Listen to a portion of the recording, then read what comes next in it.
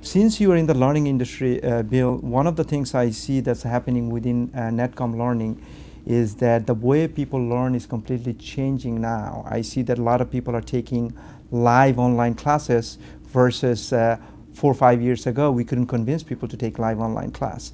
I see that number of students coming to the classroom training is declining, even though overall people that are taking classes are increasing. What's your prediction about the learning industry? Do you think it's going to change drastically? Do you think the classroom training is going to completely go away?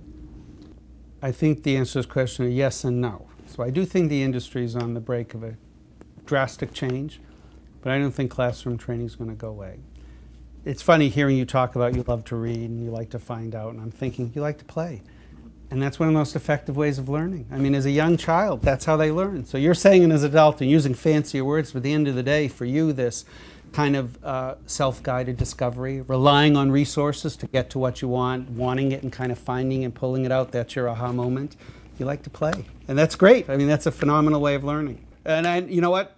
I think everybody should. If you just allowed yourself to say that and allowed yourself to think about letting other people do that, you come to a place that's really effective. And I think that, you know, for a long time, the only way to learn was kind of classroom, instructor, more traditionally instructor-led. You know, the standard model, you sit, you watch, someone teaches, you learn. And then in the last several years, cost pressures, time pressures, economic pressures, it kind of led a lot of companies to move much more toward this kind of e-learning, where you take the instructor out of the process, now you're kind of learning on your own.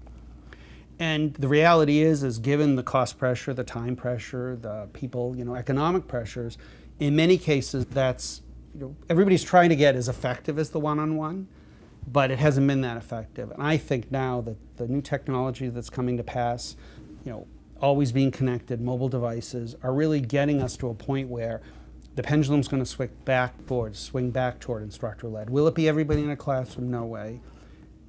But the idea is you still have experts helping you learn. I mean, inherently we kind of know as a society that the fastest way to transfer a rapid amount of information now is person to person.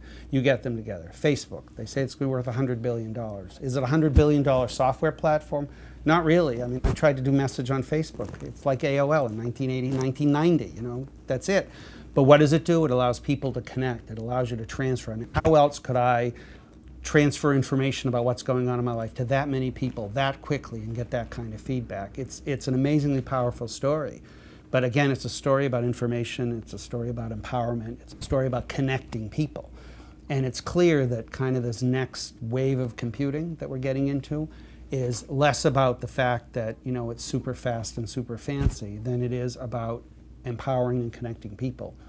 And for us in the learning industry, I think it bodes incredibly well that I think the pendulum's about to swing backward toward this whole idea of instructor-led, expert-facilitated, this people to person learning, which now we're going to be able to do efficiently.